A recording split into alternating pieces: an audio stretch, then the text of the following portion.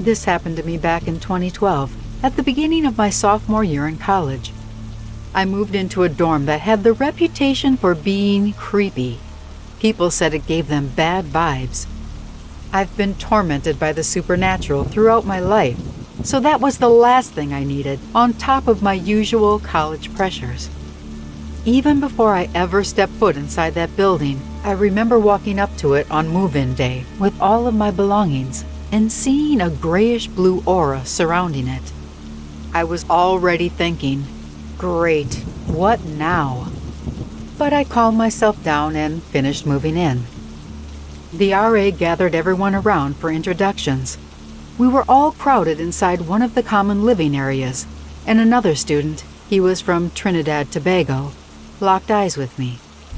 And when he did, the room became very warm and the lights began flickering. The RA decided to move everyone down to the first floor common area, as it was much more spacious and had air conditioning. This Trinidadian student and I, though, stayed behind. We continued staring at each other. We could sense that we had a common bond, that we were both able to tap into the spirit world. He looked at me and said, "Are you?"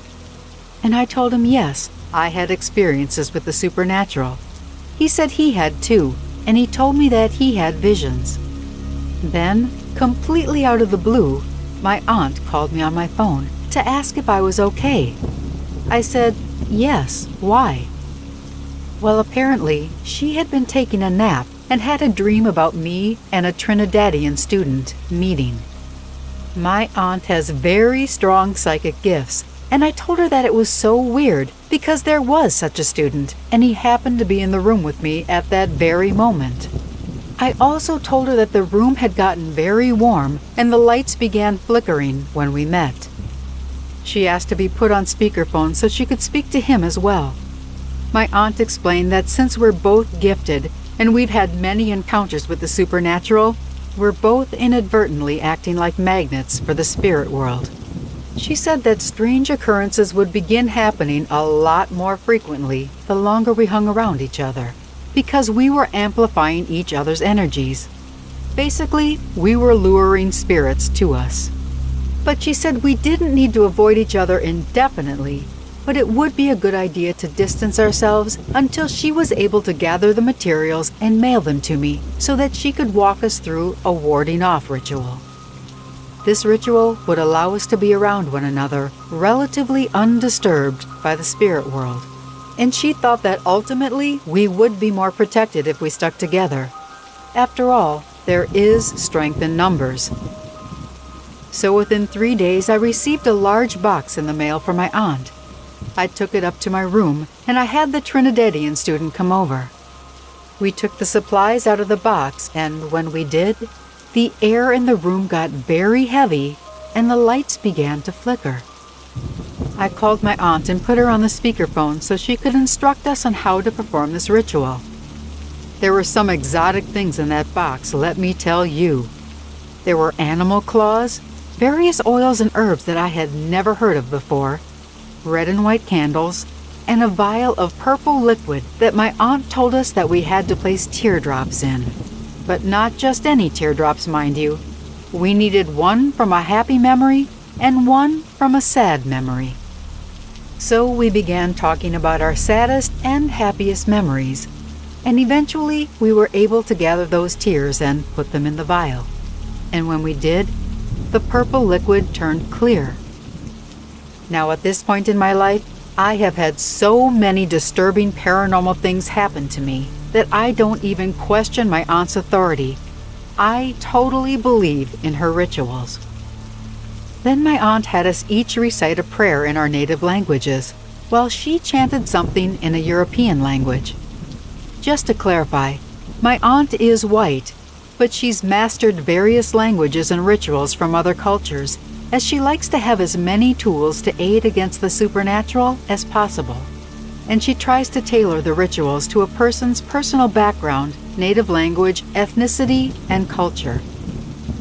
As we performed the ritual, the room became very windy, even though we didn't have any windows open and the AC wasn't on. all I could hear was the sound of my aunt's voice chanting. And then she told us to focus on how much we wanted to remain safe and shielded from evil spirits and negative forces. She told us to visualize an invisible barrier around us that could be extended as far as we willed it. We both did that, and after a few minutes, everything calmed down. The air was normal again, the lights stopped flickering, and the energy around us felt light again. The warding ritual was complete. After the ritual, we started hanging around together a lot, and we became good friends, and nothing strange happened, at first. But here's the kicker. The basement of our dorm was haunted. Apparently, years ago, a student hung himself in the basement laundry room. The laundry room. Of course, it had to be the one place that we needed to go and couldn't be avoided. So one night, after avoiding it for the first 2 weeks of school, I finally had to do laundry. Remembering that there is strength in numbers, I asked my Trinidadian friend to accompany me to the laundry room because I was afraid to go alone. He was a little hesitant, but came along anyway. Inside the laundry room, there was a locked door that led to a storage room. It was used to store students' bikes and other belongings. We were both doing our laundry when my friend paused and looked up at the ceiling, as if in a trance. Well, I was just a little bit spooked by that. He then snapped out of it and told me that he had just had a vision. He looked over at the door that led to the storage room and just stared at it. I looked over too, and we both saw a shadow moving around behind the glass window pane on the door. My friend said it was the spirit of the student who hung himself years ago. We both heard a loud bang in the storage room and froze. Then the door began slowly opening, and we both just ran out of there up to our rooms, leaving our laundry behind. The next morning, we both went down together to get our laundry, and the door to the storage room was wide open. Even though we were afraid, we were also very curious, so we went in to inspect.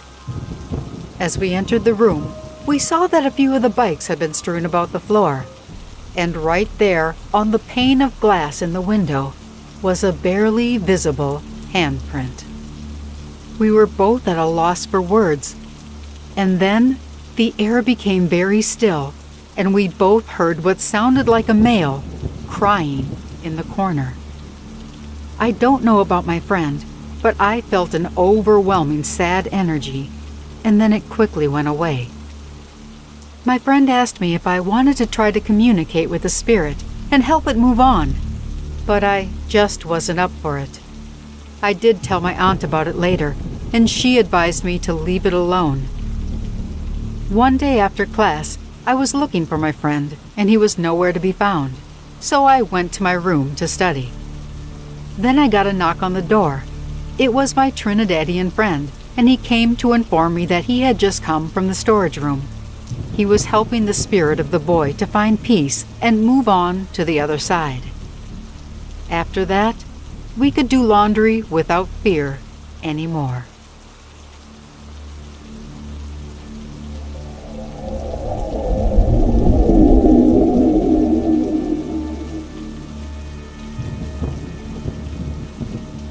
I just graduated from college, and I was an RA on our freshman residence hall for 3 years. My first 2 years, I lived on the 6th floor, but in my final year, they moved me down to the 5th floor. Now, the dorms are really nice. They're in a very new building, and the RAs are essentially given a decent-sized studio apartment to themselves.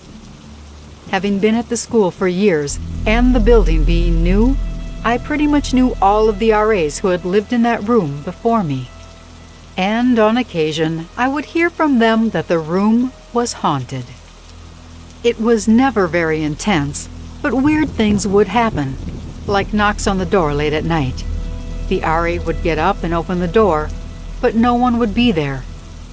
I now think this may have been the spirit using the tried and true sneaky method of gaining permission from each new RA to enter that room. If it knocked on the door and the RA opened it, that was essentially granting it permission to enter the room. Also, items would disappear, then reappear in different spots, and the bathroom door would lock by itself, and sometimes cabinets would open and close all on their own. It didn't start off for me right away, but once I settled in, all of this started happening very frequently. My friends and I would start to see what looked like living shadows manifesting briefly.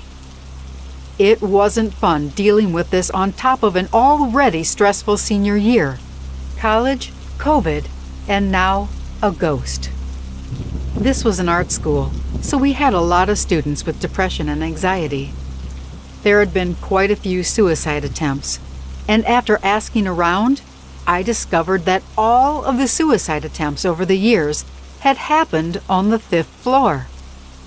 One of the freshmen who lived on my floor, Alex, ended up dropping out just a few months into the school year.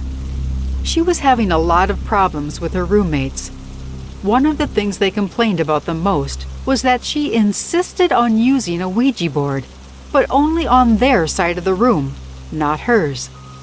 I later found out from others that this was the 3rd time in a row in 3 years' time that this exact same situation had happened with other students in that same room.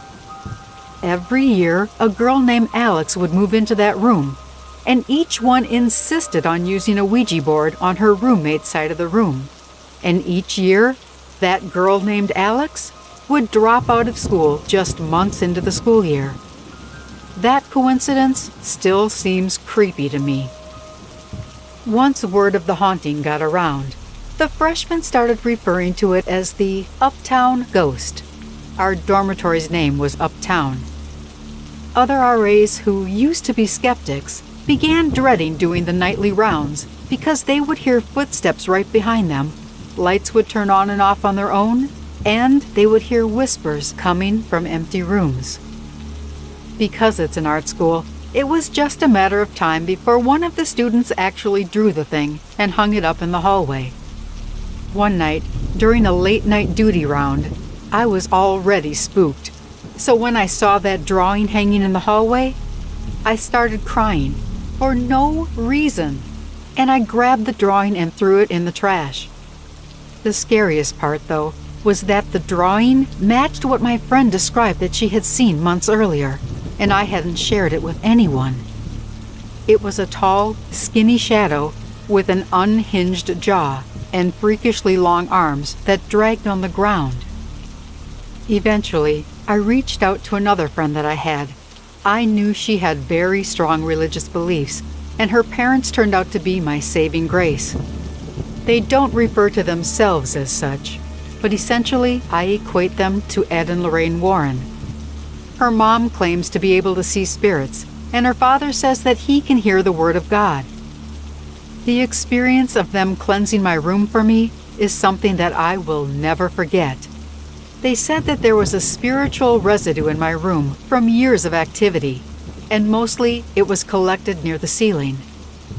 After they cleansed my room, they taught me what I needed to know to give me the power to banish that spirit from my presence in the future, and they showed me how to defend my living space and claim it as my own. This was put to the test when the 2nd semester rolled around. Everyone else continued to experience supernatural things, but I never did again. I graduated, and the new RA who lives in that room now still sends me text messages. She says that after I moved out, the spirit moved right back in, and she's experiencing everything that I did when I first moved into that room. Overall, I do blame myself a bit for giving it so much attention and therefore power while I was living there. But I also think it was much more active in my presence due to my strong religious beliefs. I still don't know exactly what it was or how it got into such a new building, but it feels good to know that in the end, I overcame it.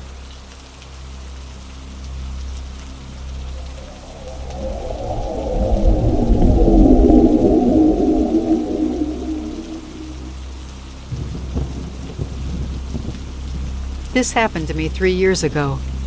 One of the boys in our college dorm committed suicide because of the extreme pressure to do well in his studies. Some of the boys in our dorm reported seeing his spirit standing outside their room. At first, my friends and I thought they were just made-up stories, but we couldn't have been more wrong. 7 months after the boy died, we were in my room celebrating my roommate's birthday and ran out of water. My friend and I went to get some more water, and as we were heading back to our room, we heard a voice behind us say, "Hey guys, why didn't you invite me?" We knew that voice. We both spun around to see the boy who had committed suicide 7 months earlier standing right behind us in the hallway. He had the most horrifying look about him. His eyeballs looked ready to pop out, and his neck was swollen up like a balloon. We took off running at top speed. Those 25 meters to our room seemed more like 25 kilometers. When we finally reached the room, we were panting and terrified. Everyone got scared when they saw us, and they asked us what was wrong, but we couldn't speak. My friend even fainted. After a few minutes, I was able to speak, and I told them everything. A few of them went back to the place where we encountered the ghost, but of course, they found nothing. I was really afraid that night, but later, I started missing the boy who died, and I felt really bad for him. After that, we always put a piece of birthday cake in front of his room every time one of us had a birthday.